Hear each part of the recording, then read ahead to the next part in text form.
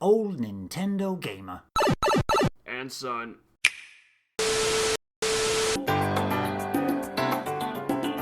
Also on the PlayStation 5, played the Resident Evil demo.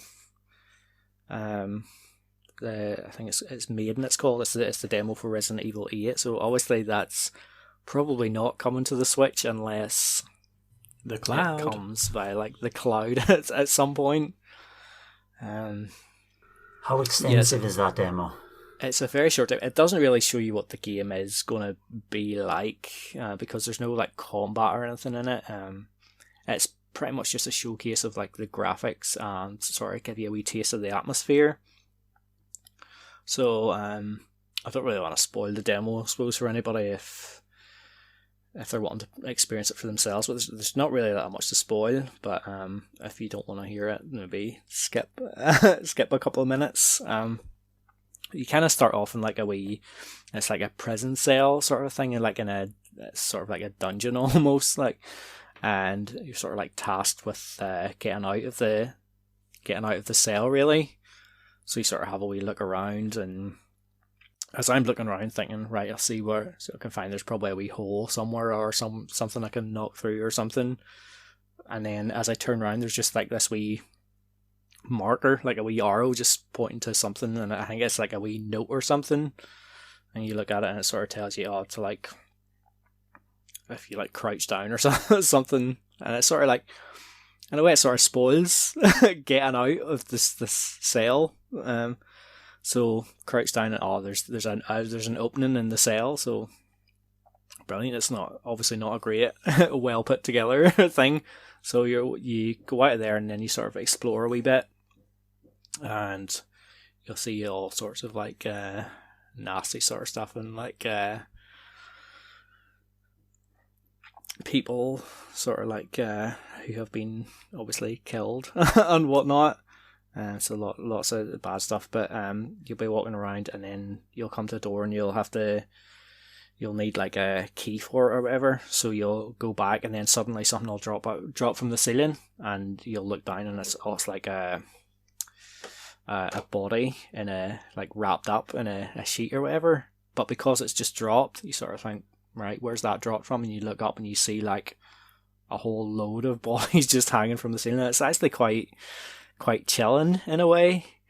But if anything, that was probably like the highlight of that demo, because it's not very long. It's maybe only about 10 or 15 minutes long, and you'll eventually work your way into like a mansion and stuff. And I found that it was pretty much instead of like absorbing the like surroundings and like checking for like investigating it yourself, really, I found that it was pretty much just going into the room and then waiting for like a wee marker to appear on something that you would be able to interact with. And that kind of, I mean, that's not new. Like obviously in like the old Resident Evil games and stuff, you would see like a wee glowing thing that would show you things that you can pick up or whatever. But I'm becoming increasingly frustrated by games that just kind of like have you following markers around everywhere. Yeah, it kind of definitely took away some of the atmosphere, because like I felt like I wasn't really like properly taking in the rooms. I was just kind of walking around until something would appear that I could interact with. Yeah, I've like encountered a couple of people in the demo, but there wasn't exactly anything exciting happening. I've seen a lot of talk on the internet about some big vampire woman or something. It's like I don't really get the big attraction there, but anyway, it's what it is. Yeah, the demo was alright. Didn't really sell me on the game at all, and because I wasn't hugely fond of Resident Evil 7, I mean, it was okay, but it wasn't anything special to me. Like I'm not finding myself particularly excited for Resident Evil Village either, which is a shame, but it is what it is. I mean, the graphics they seemed fine, like they're okay. Like for me, it's becoming almost difficult to distinguish what's PS4 and what's PS5 anymore. Really, like I don't know. I mean, it looked grand, but yeah.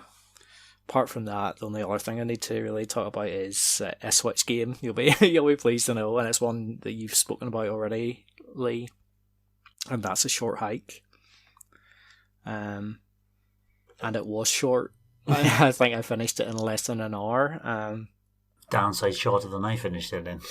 Yeah, and I think the way that I finished it was detrimental to the overall experience, unfortunately, because I sort of started playing it in handheld mode, and I took my wife to like a hospital appointment, and I couldn't attend with her, so I was sitting in the car. So I thought I'll crack the Switch out and I'll start a short hike. And I played it for a little bit and made my way sort of up the mountain or whatever. And then the appointment was over, so went home and didn't really play it again for a few days. And then when I did resume it, I'd sort of not necessarily forgot everything, but I wasn't entirely sure where I was in relation to everything. So where I was at, I just continued on up the mountain, and you sort of like as you play the game, you're supposed to kind of explore and like get things that will help you ascend the mountain. It's mainly gold fillers which help you. It's pretty much like the stamina meter in Breath of the Wild, so it helps you like for like jumping and climbing and stuff. But I only had 4 of those, and I wasn't really sure how many there was in the game, or supposed to be. But as I ascended the mountain, there was a couple of sort of like tricky sections. I thought, well, maybe a couple of extra fillers would help, but I felt so close to being able to do them with only the 4 fillers that I persevered and was actually able to go up, and I eventually reached the top of the mountain. I was like, oh, it was a bit of a surprise, because I thought I would need lots more stuff to actually get to the top. But once I got to the very top and made the phone call or whatever it is, I sort of lost any real incentive to actually go back and check out the rest of the mountain, which is a shame, because there is like characters running about and stuff, and like the interactions you have with them are like, they're humorous and pretty heartwarming in some ways. Like, so I did actually go back and explore a wee bit yesterday. Played a wee bit of beach stickball. Grabbed a few more fillers, but ultimately it didn't really feel like there was all that much point in doing these things, because I've completed that main objective and seen the credits roll and stuff. So it is a decent wee game. Like it took me less than an hour, but ultimately it probably took maybe 3 or 4 hours to see everything. So it's up to you whether that price is worth it. I got it for, it must have been like 10 or 20% off or something, so it was about a $5 really. I wouldn't necessarily say I got my money's worth from it. It was just okay for me, but yeah, it's just a shame the way it kind of panned out, because I think I would have liked it more if I had taken my time and explored it first before reaching the top, but ultimately I didn't need to, so I think that is it. Yeah, the game rewards you for interacting with all these additional characters and NPCs, because there's a lot of them knocking about, you know. Mm-hmm. Like as soon as I started, I was like taking my time and like seeing a frog trying to build sandcastles on the beach and stuff, and so taking my time, it's like, oh, I must remember that, and once I find like a shovel or whatever, I must go back and see him and stuff. But the more I progressed, I just kind of forgot about all that stuff. And just if I seen a coin, I would go and grab it, or a stick or whatever other item lying about, but didn't really need most of it. There's this wonderful interaction with a character who sells you gold feathers for a profit. Basically, he's bought them off where you're supposed to buy them. Then he sells them at the bottom of the last part you climb up. You can spend a lot of gold coins, but then if you max out and buy everyone, he tells his story that he needs money for college, and they are, like you said, heartwarming stories. I didn't give him a penny. Yeah, he's a scalper. He does it for good reasons, though.